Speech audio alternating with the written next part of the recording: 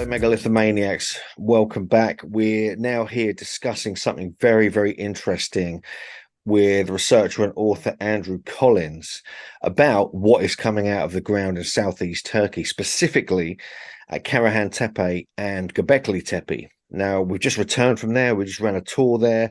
We did some extra research after the tour as well. Also returning there next May for another tour and next September, which you can obviously join us on. And now we heard about there's some discoveries taking place while we were there. We even got described by people exactly what they were. So we kind of knew what was happening a couple of weeks or so before it was announced to the public. So then when we got back, it all got announced that these remarkable discoveries were being made at both these sites, which is quite stunning when you actually think about it, when we actually look at some of the statues, some of the artifacts that have been uncovered. I mean, some of them have just been just under the ground, like at Göbekli Tepe, just under a load of rubble that they never bothered clearing away until recently. I mean, it wasn't even cleared away when we were there in mid-September. So they must have done it fairly quickly. So we're going to get into it. We're going to look at both Karahan Tepe and Göbekli Tepe. Now, we both know that more sites are being uncovered in the area, like Sayburç and other sites further afield, part of the Taztepeler culture in southeast Turkey. We're not going to get into them today. We're going to focus on these two areas, Karahan Tepe and Göbekli Tepe, and what is coming out of the ground. So we're going to show you some images. Andrew's put together a kind of outline of the sequence of discoveries that have taken place. So we're going to show you those and some of the theories that are already emerging based upon astronomy and various other things. So what do you make of these discoveries? And then we'll get into showing some graphics. Well, I mean, what amazes me is that there's so many incredible things to be found, beneath the earth at these sites, which must tell us that they're absolutely full of them. There must be thousands of artifacts like this, whether they be, statues, enclosures, monuments, whatever. I mean, just waiting to be discovered. I mean, for instance, the huge statue, which we'll talk about, that was beneath a path, which was over the top of the hill, which had actually been created for people to view, the site, and it was right beneath people's feet, just a couple of feet beneath it. And obviously at Göbekli, they've cleared away the porthole stone, which is in the northwestern section of enclosure D. And, there was a huge, great statue of a boar there, on a plinth with weird symbols and everything. I mean, just waiting to be discovered. I mean, how much more is there like this? Not just Göbekli Tepe and Karahan, but I mean, we're talking about at least a dozen, possibly 13, 14 similar sites. And what amazes me is, you're definitely dealing with what on paper must be a civilization. I mean, I've looked at the definition of a civilization just in the past couple of days, and I would say certainly 90% of what's going on with Taztepeler in southeastern Turkey constitutes a actual civilization. And that's quite extraordinary when we think that Samaria, Indus Valley, Egypt, etc., were the first civilizations. Clearly, that's wrong. The first post-Ice Age civilization was in southeast Anatolia, and that's what we're finding now. Okay, cool. So let's have a look at some of the graphics, some of the photographs of what's coming out of the ground. So we're going to get this open for you, and we'll go through them bit by bit, discussing what we're looking at here. Okay, so this is the little PowerPoint I've put together. I thought it was probably the best thing to do, so we don't forget anything. And of course, this is the most important discovery at Karahan. It's this extraordinary stone, obviously made of limestone statue, 2.3 meters, about 7 feet 5 inches in height. And it was found in a new enclosure right on the top of Karahan Tepe, the hill itself. It's in a seated position. So, I mean, if it stood up, it would be even taller, of course. As you can see, both hands wrap around the front and they hold, the guy's part, his phallus, which obviously is an interesting thing because it once again brings the whole idea of whether there was some kind of, fertility or sexuality cult going on at Karahan. He's got 12 ribs on each side, which is anatomically correct. That's interesting. He's got a long beard, which you can see hanging down the front, and a very interesting looking haircut, which some have already started comparing to almost like a Viking style cut, with shave at the side with almost like a mullet that stretches down into a ponytail or a pigtail or whatever. And this is basically now being put forward as the most naturalistic life-size statue of a human being in existence. They're making it out to be older than Eartha Man, which was discovered in the 1990s in the heart of Llanllwrfa itself, in connection with a pre-pottery Neolithic site, which has generally been dated to roughly about 9000 BC, although it could be slightly younger.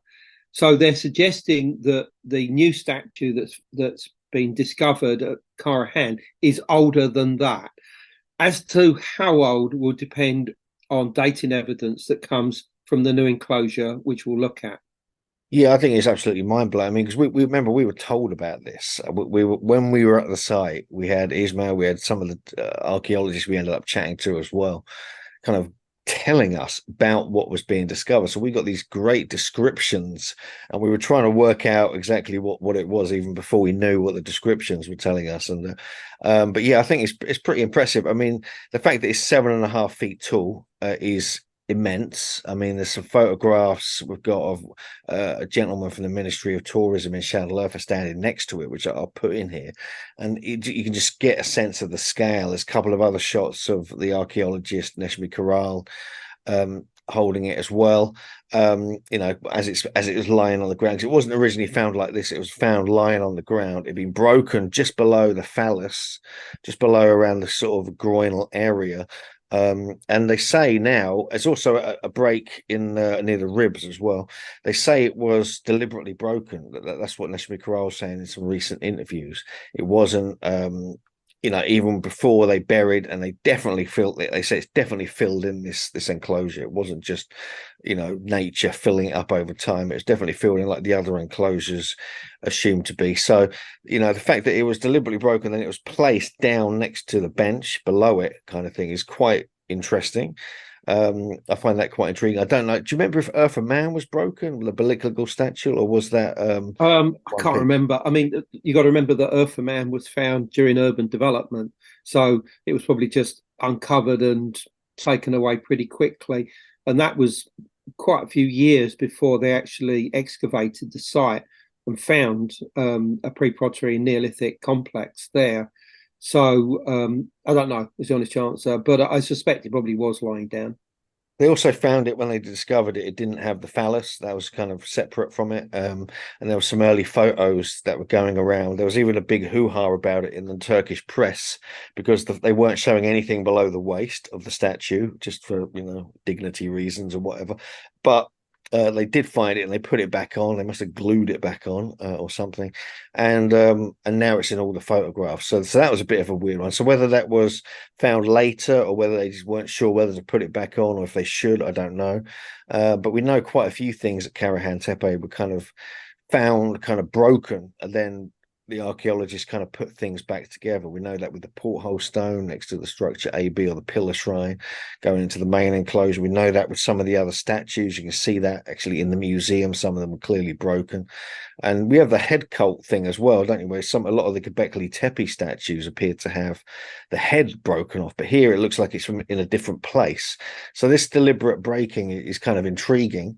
But nonetheless, this is much taller than Eartha Man. Eartha Man is like 1.8 meters or 5'9" whereas this is 7.5 feet tall or 2.3 meters.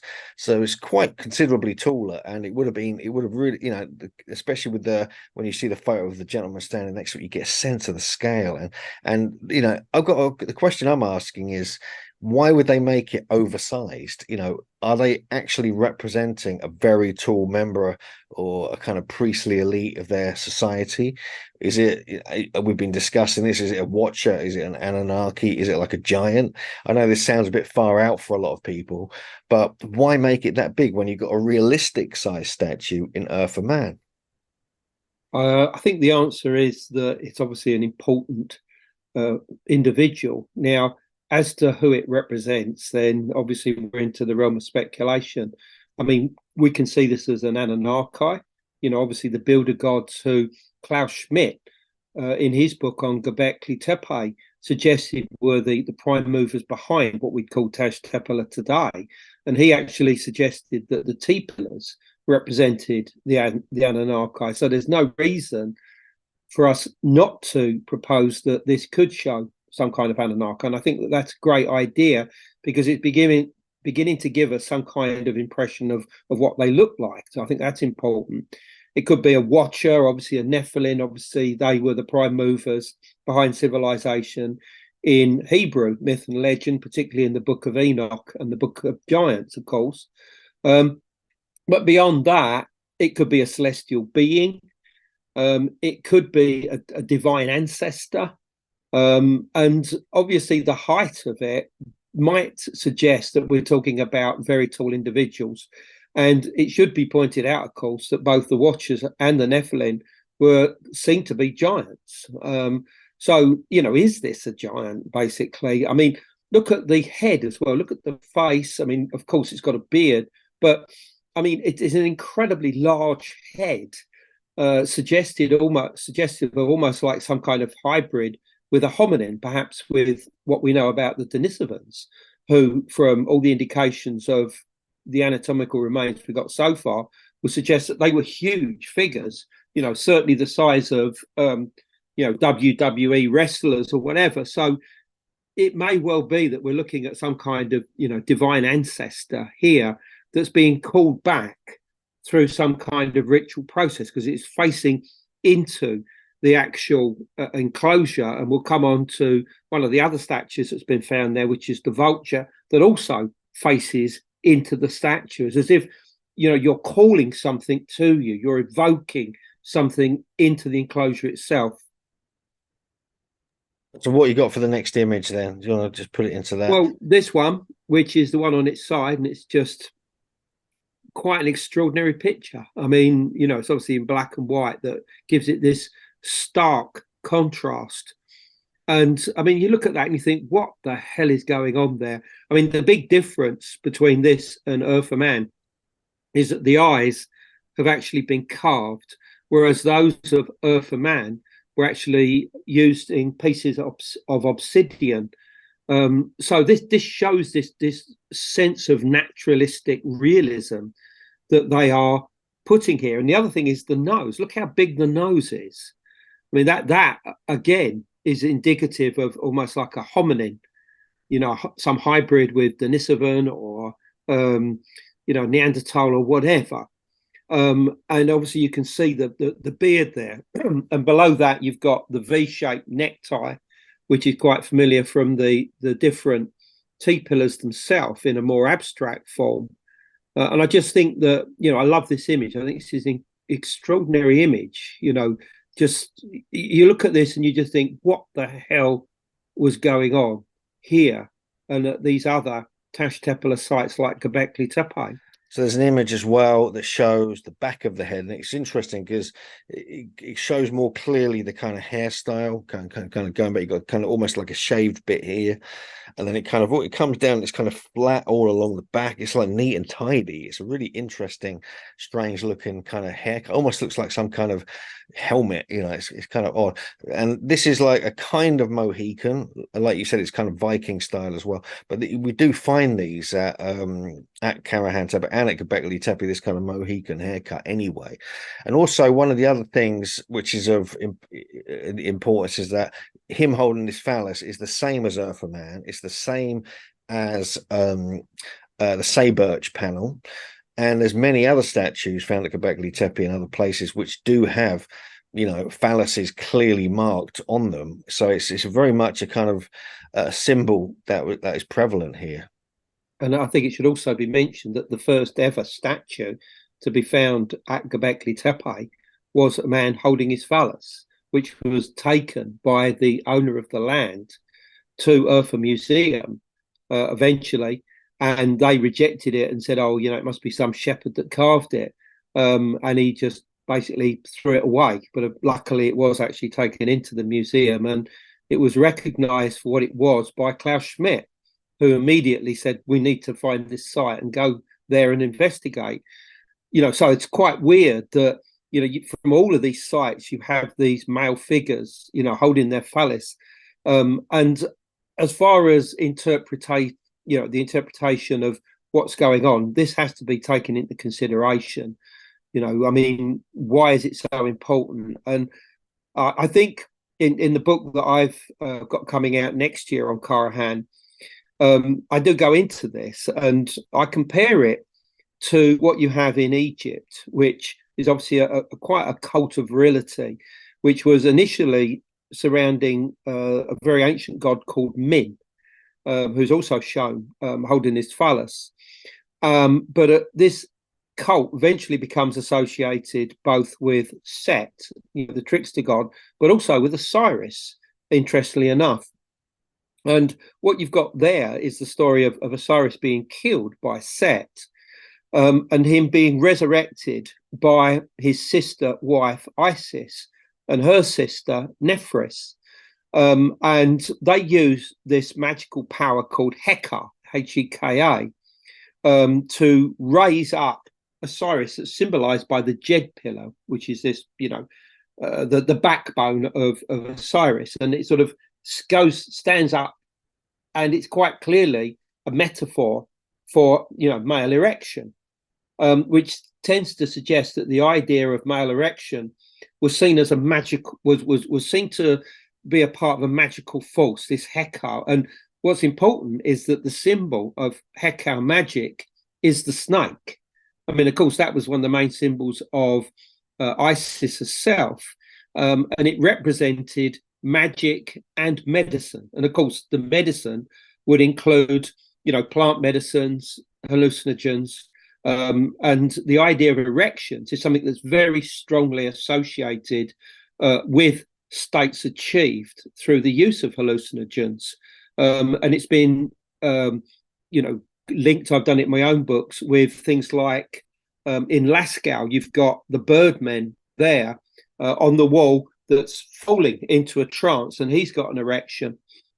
And, this could suggest a shaman who is entering into a trance and getting, an erection. And it is a fact, some of us men know this, that when you do hallucinogens, you can get this unwanted erection, quite literally. And I think that this is something that may well have come to be associated with people in an altered state of consciousness. Well, this is the enclosure itself, showing the actual statue in place. This is obviously where it's found. You can see the bench. Now, this enclosure, by the way, has no number as yet. I mean, the ones on the lower level are all A something or other, AA, AB, etc. And I was led to believe that the ones on the top of the hill were going to be BA, BB, etc., etc. But whether they've used that numbering system for other enclosures slightly further away that's been investigated recently or not, I don't know. So we're just going to have to wait and see. But this is the enclosure. It faces out towards the northeast, and there's no doubt about that, because behind it, the actual hill rises up, and some of that could easily be natural. It's definitely got a covering of soil and rubble on it. But there's no question that this is facing out towards the northeast. And you have these two huge pillars, of which you've only got roughly about 2.5 meters worth left sticking in the ground. I'm going to assume that is that the bedrock, or is that terrazzo? What would you say? Well, according they were saying it was bedrock. They'd gone down to the bedrock in one of the interviews. Okay. Well, you've got obviously these large platters which are made of stone. One obviously to the right of like this central altar area. You can see the little vulture that's facing inward on the edge, just below the right-hand side of the porthole stone. Which, by the way, obviously these porthole stones are now cropping up everywhere in many of the different enclosures. You've got them in enclosure D at Göbekli Tepe, enclosure C at Göbekli, enclosure H, enclosure B. You've obviously got one in the northwest in the Great Ellipse structure AD at Karahan, and now we have one here. And I mean, this one's obviously quite crude, I'd say. And what's so interesting is that we saw something very similar to this at Göbekli Tepe recently, which is even older than this site. We're actually, at the site and looking at it with the site archaeologist. So the idea of using these porthole stones is extremely old. And I mean, obviously, Klaus Schmidt himself suggested that they were portholes soul holes, Seelenloch in German. In other words, that they were there to allow the soul, either of a deceased person or more obviously that of a shaman in a trance, to exit and go into an otherworldly environment. And this, I think, is what's going on here. But before we talk about that, in front of the porthole stone, which, by the way, is clearly some kind of altar, isn't it? I mean, this is clearly the central focus. In other words, if you can think of a church, for instance, and you would have the high altar in the east with a cross on it in a style which has been there for at least 1,500 years, probably more. This is the sort of thing that we're seeing again and again. I mean, it was there at Megaliths, for instance, in the the northeastern section, which is the orientation of the Megaliths cult building. You also had a niche with a head that was found there, which was this strange bald head with the Seeker hairstyle thing going on at the back. That was found there. And there seems to be a strong pattern going on here of orientating these structures towards somewhere to do with the north, whether it be the northwest or the northeast in this instance. And we'll come on to why that might be so in a minute. But that's what we see here now. Let's carry on. Now, this is a shot of the enclosure showing that there are two huge T-pillars that are set back slightly to the south of the other two. Now, these, from what we've been told, are 4.8 meters in length, I understand. Now, they're fragmented, very much like the two twin central pillars in structure AD on the lower level. Now, whether they were purposely broken or whether this is something to do with the elements, obviously time will tell. But what you can see here is that the big statue is covered up with a white cloth of some kind or tarpaulin, and the actual little vulture has got a yellow bucket on its head, which is obviously very amusing. And there's another shot here which was posted online to Google last week, which shows the enclosure from a slightly different angle. Now, what I found personally very amusing about this shot is that you can see on the left a ladder, right? That is the ladder that I gave to the farm after Hugh and I were exploring the caves, the Hypogeum caves on nearby Göbekli Tepe. So I'm glad to see that it's going to good use. That ladder is becoming like famous in its own right by the looks of it, isn't it? It's been involved in the excavations longer than the archaeologists have. It's quite funny. So yeah, what's your thoughts about this before we go on any further? Well, yeah, they say, because they were saying, weren't they? We got chatting with some archaeologists. They were saying not just, we've seen what's been discovered in there. We're going to look more closely at the vulture, also the stone plate, which is interesting, which is down on the ground. although they're being found on the benches in many of the other discoveries in the main enclosure structure AD. But but what is interesting, they said it was like up to 30 meters wide, possibly the whole kind of enclosure itself, which is huge. It's like 98 feet or something. That's bigger. It's like a third bigger, almost, or quarter bigger than the 75-foot main enclosure, the Great Ellipse, the structure AD. And so we don't know that for sure, but they estimated that it was going to be that big. But then again, they estimated that the T pillars were 7 meters, which they're clearly not. They're 4.8 meters. So we don't know. It's going to be a big enclosure, whatever. And the interesting thing to me is that it's higher up, but it's still on the bedrock. And so just like the structure AD, this is still on the bedrock, but it's much higher. So technically it could be the same age as the main stuff that's already been excavated because it's still on the bedrock. It's not been built over as such. So this is going to be a big thing when they start getting some carbon dates coming through with this, because no one actually knows the exact age of this enclosure, but to me, because it's on the bedrock, it's probably one of the older ones. It just makes sense. But we'll have to wait and see. But it's just fascinating. There's lots of other little things on the floor, like little cutouts. You can see one just below that T pillar on the left. There's lots of these on the floor, so the stuff's been cut out and been covered back over as well. So there may have been other statues placed there, perhaps more are going to be uncovered. There's already a whole bunch of statues that are being found there.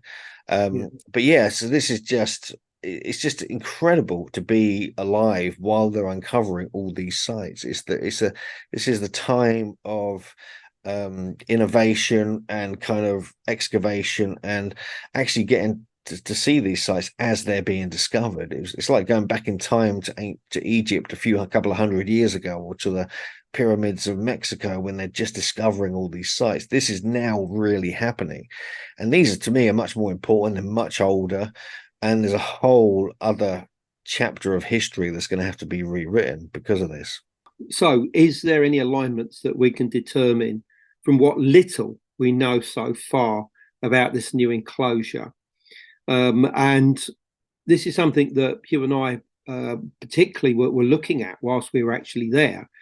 And the one thing that I realized just from a visual impression is that the enclosure seems to be aligned to another hilltop, one that is clearly in the northeast. And you can see it here. It's actually got a farm on it, another little farm.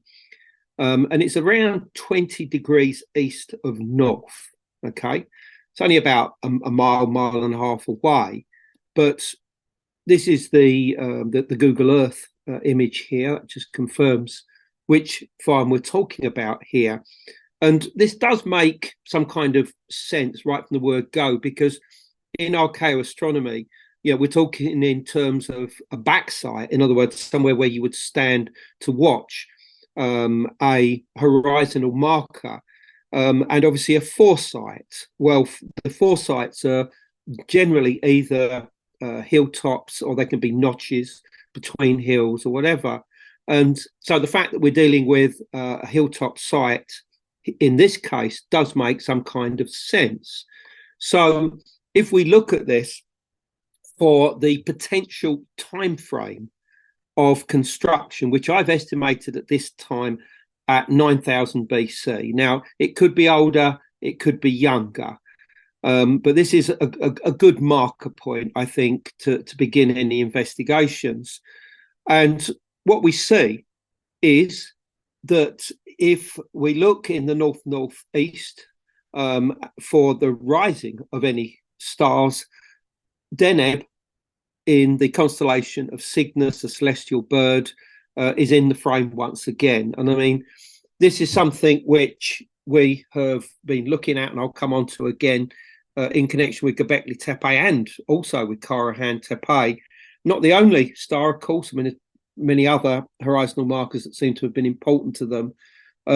But if this is the case, then what appears to be so is that the actual altar is aimed towards the Milky Way's dark rift, in particular its so-called northern opening, which is in the area of Deneb and then continues down the galactic plane until it reaches the area of Sagittarius and Scorpio, which is just before the apex that you can see here.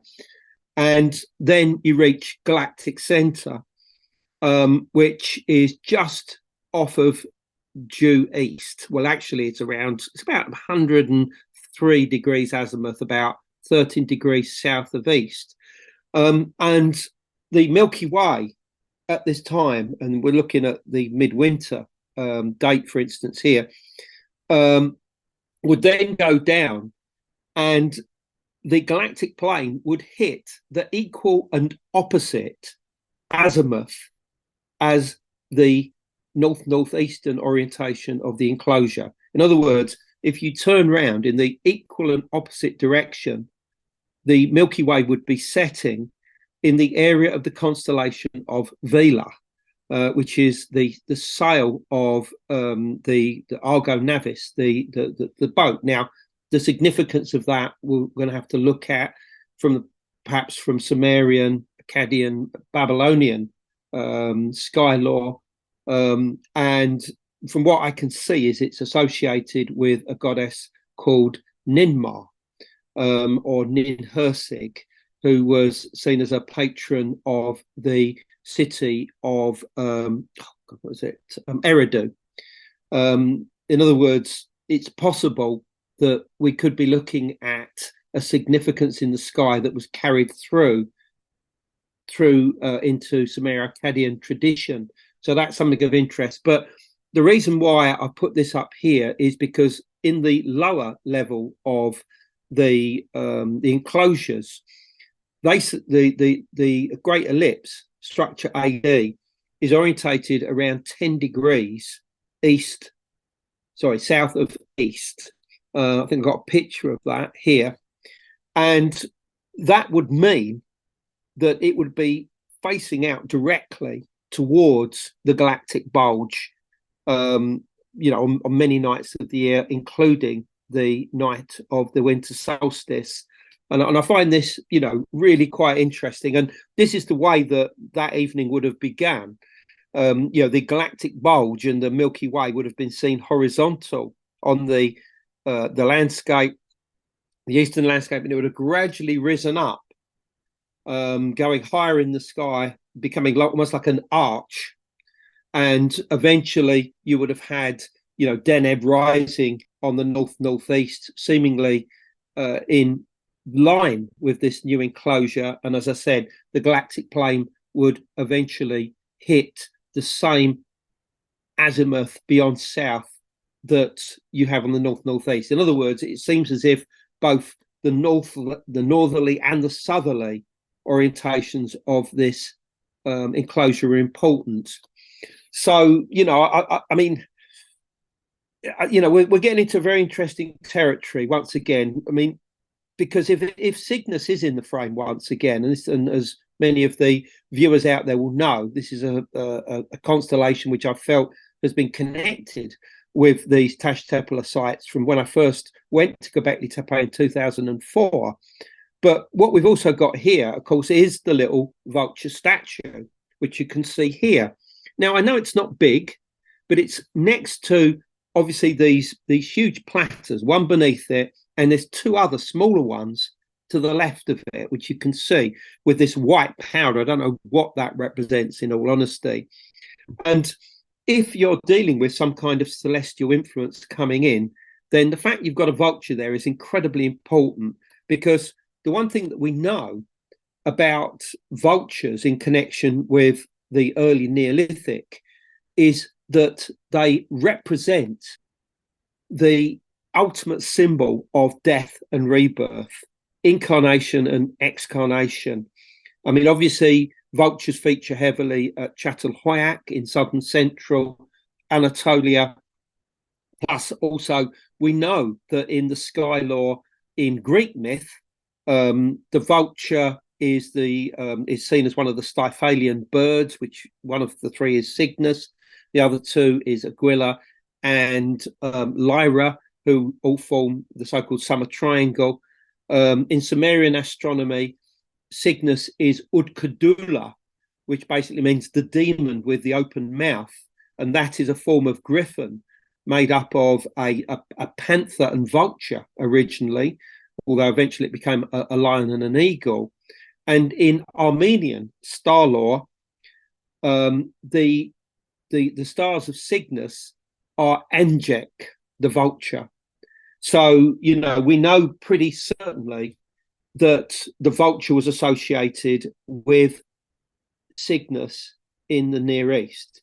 But of course, what we also know is that the vulture is associated with excarnation and the whole practice of sky burial, something that still goes on to this day on the Tibetan plateau. And I please excuse the gruesome image that's on the screen right now, because it's there to emphasize that if excarnation was something that was practiced in the early Neolithic amongst the Taztepeler, which is something certainly that Klaus Schmidt suggested, then this is one of the reasons why the vulture became an ultimate symbol of the soul. In other words, as the vulture pecked away at the human body, it was absorbing the soul, and it would then fly off in a symbolic manner into the other world, carrying the soul with it in its role as a psychopomp. And I think that this is one of the reasons why the vulture did become so important. I mean, we can see these excarnation towers at Çatalhöyük. This was an image that was created by James Mellart in the early 1960s, based on a mural found there. And on the left one, you can see this head, this weird little head with eyes and a mouth, representing, I think, the human soul, which was often shown as like a circle with eyes, or just a circle in the early Neolithic. And you can see the vultures putting the head under their protection, whereas on the right you see this headless individual being obviously attacked by the vultures, and this, I think, represents the human body being attacked. And this is part of some kind of instructional panel showing the significance of vultures to do with the afterlife, basically. And going back to Göbekli Tepe, I mean, as early as 2004, I realized that these enclosures were pointing towards the northwest. In other words, towards stars that were setting on the horizon at that point. And this was even before a lot of the T-pillars had fully been excavated, and before even the famous Pillar 43 had even been uncovered. And this was the orientation that I determined, working with the engineer Rodney Hale, of enclosure D at Göbekli Tepe, which quite clearly shows a cross-axis right the way through the two central pillars and crossing the Hold Stone, which we'll talk about separately to do with the new discoveries there in a minute. And if you follow that into the sky, what I found is that during the time frame of the construction of enclosure D, it targeted the setting, not the rising, but the setting of the northern opening of the dark rift of the Milky Way, obviously marked by the stars of Cygnus, Deneb in particular. And this was something that was obviously quite apparent with the other enclosures as well, enclosure B, enclosure C, and enclosure H. But of course, then finally, when Pillar 43 was finally revealed, and that's just to the left of the porthole stone in enclosure D, you have this incredible imagery that we can see here now. Now, this has been the subject of a lot of debate. Our colleagues have got various views on what's going on here, but the big vulture was identified as early as 2010 by, was it Professor Vakhin Valadian, please excuse my pronunciation, of the Russian Armenian Slavonic University. And I find that, he identified it as Cygnus. And, basically the work of Rodney Hale has shown almost certainly that Pillar 43 does show a vulture in the exact position of Cygnus. If that is, you place the scorpion on it, which, by the way, is there just below the the vulture. If you put that scorpion in the position of the constellation of Scorpius, then everything seems to fit. And what you find is that the ball on the wing of the vulture actually marks the celestial pole, the northern celestial pole. And the celestial pole in shamanic tradition was seen as the hole in the sky, the place that you accessed the sky world or the other world.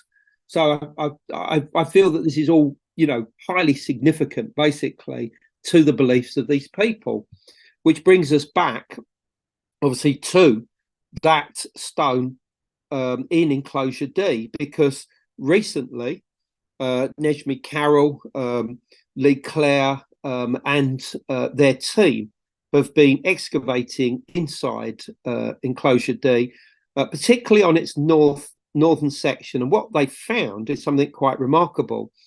And this is this huge boar, stone boar, that is actually painted. I mean, it's in three colours, I understand, in red and black and white. And it sits on a plinth, which has got the familiar H glyph on it, which is found on various T-pillars. It's got snakes on it, and apparently three, what they're referring to as human faces or human masks. Now, I can't see these from this side image. Maybe you've seen something that could tell us what that is. But this obviously is directly beneath the porthole stone. Now, that's the porthole stone that marks the northern exit of the cross axis and is directed towards the constellation of Cygnus and the Milky Way's dark rift. So before we go on any further, what's your thoughts about this? Well, we were at Göbekli Tepe in September, and they were literally running around excavating the site. They were cleaning it up. There was about 15, 20 archaeologists working away in there, and none of this was cleared. We would have noticed that. And there's also the other thing we're going to show you in a moment, which I think is equally fascinating to this, was found just next to it, which I just noticed in this random little video that my buddy Matt Simpson of Ancient Architects sent me. This sort of promo media video, and it just clearly showed this other stone. We'll have a look at that in a moment, but it just shows you how little has been excavated in the last few years at Göbekli Tepe, how little is coming out, because all they did was move a load of dirt away from this wall, which had been sitting there for a decade. And suddenly this was there. So just imagine what else is going to be there. Yeah, I mean, I'm fascinated by this because it gives a whole other perspective on this whole stone, because we thought it was a small stone originally, and now it looks like it's a giant pillar, perhaps even originally a T-pillar that's broken at the top. Some people have suggested the bench that the boar's sitting on with all those carvings on it is part of an old T-pillar, maybe reused, but no one knows. We're not sure, because there were lots of benches in both Karahan Tepe and here at Göbekli Tepe. You've got the beautiful little serpents. You even got what looks like a C next to the big H, but the C looks like, which is something that me and you have been discussing a lot, Andrew, and JJ, is it looks like the kind of head of like the female etching we found at Göbekli Tepe, and also the inside the say birch kind of dotted kind of etching as well we found on the bedrock there. So that's quite interesting. And apparently, this is a life-size boar. We'll see in some of the other images how big it really is. It doesn't give you a good perspective here. And the fact is, it's one of the oldest painted statues on the planet, if not the oldest. And to have three different colors involved in it is really interesting, because no one's really thought about that at Göbekli Tepe or any of the other sites. They just assumed it was all just stone. So now everything could have been painted. We just don't know. And so I'm going to be interested to see exactly where the paint came from, how old it is, if they do tests on it, and maybe they'll find residue in other places. I know they found some residue of some kind of red ochre, I believe, in the middle of enclosure C quite a while ago, but they found a stone plate and another boar statue, a smaller boar statue, and they found some red ochre or red pigment there. I mentioned that in my upcoming book because I kind of blew my mind a little bit, because it's like it shows you they must have been doing something kind of sacred, some kind of ritual inside center of enclosure C. So this is really confirmed that they were kind of going, way beyond what people expected back then when it comes to sculpture and painting. And yeah, I mean, and this just gives you a sense of the scale as well. We've got the archaeologist standing here. Yeah, I mean, obviously the gentleman on the left is Dr. Nesmi Carroll, who is in charge of the excavations at both Göbekli and at Karahan. Obviously, they're examining it there. And I mean, obviously, we like speculating on whether there might be some kind of astronomical connection with any of this, because you have to say to yourself, why is there a huge statue of a boar right on the what you might refer to as the altar area in enclosure D? I mean, why is it there? I mean, clearly it must have been very important. And I suppose the first thing you can say is that a boar is an incredibly fierce animal. It fights to the death, basically, and it could be a clan symbol. I mean, this has been a theory that's been put forward that there are certain clan symbols that are associated with various of these enclosures.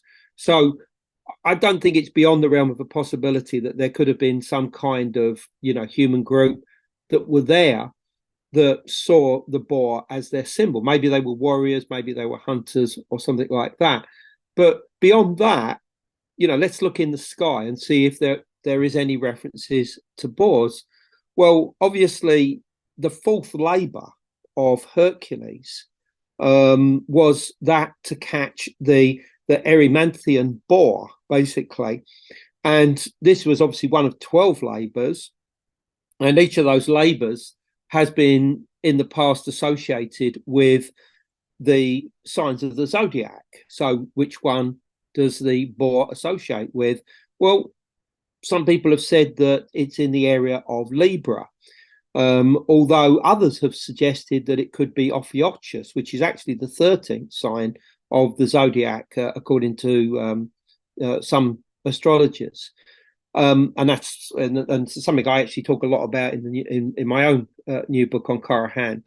But anyway, so we can't really get an awful lot from that. But really, we should be looking at Sumerian astronomy anyway. So what does Sumerian astronomy tell us about boars? Well, this is just very simple. I mean, this is just come here from Babylonian constellations, which developed from the Sumero-Akkadian traditions. And here it's got the swine, in other words, pig, which is probably Delphinus, right? I'll come on to Delphinus in a minute. It said that it was sacred to Damu, and it's closely related to Tamuzi, who died every summer and was subsequently reborn every winter. Now, this winter connection, I think, could be important. Myths relating to how Damu escaped from the underworld via a river, and it is thus appropriate that his sacred constellation should rise just after midwinter. Now, somehow this is resonating with me. But before we talk about that, then we got the wild boar, which is mostly the constellation of Centaurus, which is in another part of the sky. It's got here the wild boar is sacred to Ningirsu, local form of Ninurta, who is a god closely associated with farming. It says here, indeed, the boar's habit of churning up the earth as it forages for food may ultimately be the historical inspiration for the invention of the plough, which allowed early societies to adopt a sedentary lifestyle. Now, okay, so that gives us two possible options. And of those, I think we're talking about the first one, the swine, possibly Delphinus. And I'll show you why. I mean, Delphinus is a lesser known constellation in the vicinity of Aquila, which is the Latin for eagle. And that is right on the edge of the Milky Way's dark rift. And this is interesting because actually it is a boar in Sumerian tradition. And it was actually called Shah, or Mul, which obviously means star or asterism, Mul Shah. And it is associated with Delphinus. And I find this interesting because if this hold on, we'll talk about that in a minute. But that if we are talking about, and let's see, I've got a picture. I thought I had a picture here of the enclosure with the whole stone in, but it seems to have vanished at the moment. Is that I think that this bore, if it is astronomical in nature, is going to be associated with the northern part of the sky. And if that whole stone, that porthole stone, is orientated towards the Milky Way's dark rift, I think we should be looking for a celestial bore in that rough area. So it is possible that there was an asterism identified with a bore that later became the constellation of Shah in Sumerian and later Babylonian sky lore that was in the area of Delphinus. So, that's my best guess at the moment. Other people may well come up with something else. And I mean, as you pointed out earlier, this is an incredible time to be investigating this subject. I mean, I feel so privileged to have actually started investigating it in 1995, and did a book called From the Ashes of Angels, which said that, here in southeastern Turkey, you will find, the roots of the very first post-Ice Age civilization based on all the myths and legends of the Watchers, the Nephilim, the Anunnaki, etc. And I was writing that just as the first spades were going into the ground at Göbekli Tepe. And of course, obviously, it's something that we both followed, for a couple of decades now. And I just think that it's a marvelous experience being able to talk about all of these incredible discoveries and to try and understand what's going on and what was happening out there as much as 12,000 years ago. I mean, it's incredible, I think. Yeah, I agree totally. And you just mentioned this other stone that's been discovered in Göbekli Tepe in enclosure D.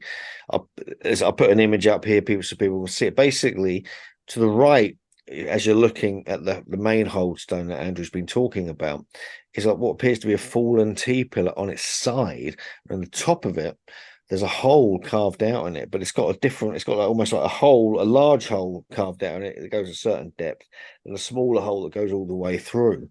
And this is really interesting because, as Andrew mentioned, this is like oriented to the same direction, or more or less the same direction as the hold stone, the main hold stone. But also we have just above that, just next to it, an upright stone with serpents and H's carved on it. That's an upright T pillar with a hole carved through it, which seems to be orientated east-west. And we actually got a kind of theodolite photo of that, just to give put that up on the screen as well. And so they were creating all these, and it really does seem like there's much more going on here than people realize. And and Andrew's been analyzing this for a very long time. Myself and JJ Ainsworth started getting into this, especially the winter solstice alignment at Karahan Tepe. And these whole stones are really important. And just imagine, 2 or 3 have just been discovered recently. And so what else is there going to be discovered at some of these other sites? Now, there's potentially also a large whole stone or a dromos stone at Sayburch, which we'll talk about another time. But that's really interesting as well.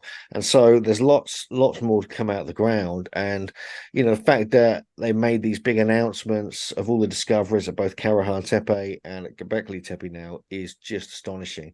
And considering less than 5% of both sites have been uncovered is even more astonishing. Now, I must remember also that, as Andrew mentioned, there are 12 of these sites, including Karahan Tepe and Göbekli Tepe. And so the next 10 years is going to be amazing. So anyway, we hope you got a little bit out of some of our analysis, some of our discussion about all these remarkable discoveries and how they kind of fit into the bigger picture. They fit into theories. We've got some ideas brewing from all this that we've been discussing today. And we'll be discussing some of the other sites, some of the other discoveries. And I'm sure there'll be more announcements this year from the other sites under excavation. We know that Sefer Tepe, which we had a chance to have a quick look at, we were there last time, Hub at Zuvan, There's even a statue we spotted as well, not too far from Karahan Tepe, which is very intriguing. And we also got, obviously, there's more sites, a whole bunch of sites. Jan Lahoyak, there's even Kurt Tepe. They're now excavating Bonchoklutala, which is further to the northeast, an older site. And so, yeah, it's all happening, and fascinating time to be witnessing all this. Indeed. And obviously, if you want to join with our excitement, then why not come along to the Origins conference on November the 4th in Pewsey in Wiltshire, in the UK, of course, where myself, Hugh, JJ, Irving Finkel, the great Sumerian cuneiform expert, and many other of our good friends, including Robert Temple, the author of the Serious Mystery, will be talking about these subjects. I mean, obviously, Hugh, myself, and JJ will certainly be talking about Karahan and Göbekli. I'm sure the other speakers will mention it as well. Come and join us, basically. Still tickets available. And on top of that, why not come out to Turkey with us on one of the Megalithomania tours? We're going back there in May 2024, and also in September. All the September details are coming shortly. And I mean, these for us are research trips. This is how we learn about the new discoveries. And often those discoveries actually take place during the tour itself. I mean, there was obviously the whole discovery of this new enclosure. I mean, we were hearing stories, and quite clearly we were actually sworn to secrecy over it. We were told not to reveal it until it was actually made public. But it was quite clear that there was a buzz going around the whole coach that something big had been found, and everybody was trying to understand what was going on. But we couldn't say anything. We just could not tell anything to even the other tour members. But other incredible things happened. We made realizations, and this is the thing that we do. I mean, the people that come on these tours are not simply guests to hear us tell them what it's all about. They're there to help us better understand what's going on. And we'll have experts in different fields come along, whether it be to geologists, whether it be stonemasons, biologists, whatever, and all of them can add to our knowledge of these incredible sites. So come along. If people want to know more about this subject, obviously, my book, Göbekli Tepe, Genesis of the Gods, it's a good starter. And your own book, Göbekli Tepe and Karahan Tepe, the world's first megaliths, is out on October the 15th. So get your copy soon. And we'll have them all at the Origins conference. I'm also going to be speaking at CPAC, Conference on Processing Ancient Knowledge, 20th to the 22nd of October in California. Andrew's got a whole bunch of stuff coming up as well over the next year with your new book coming out. Hopefully in the summer of next year or autumn of next year. So yeah, there's a lot happening, and it's in a way it's brilliant. In a way, it's frustrating because already we've got to update all our writing, all our books, with all the new discoveries that are coming out. So yeah, like as we've been saying, it's a privilege to be around at this time while all this stuff is being uncovered. So do check out andrewcollins.com, check out megalithomania.co.uk. And there was a whole bunch of articles. Andrew's got a new article out on the Serpent Head Karahan Tepe. I've got a new article out on ancientorigins.net about all these discoveries. There's so much going on. We hope to see you at the Origins conference or on one of the tours. So thanks again, Andrew, and we'll see you all later, Megalithomaniacs.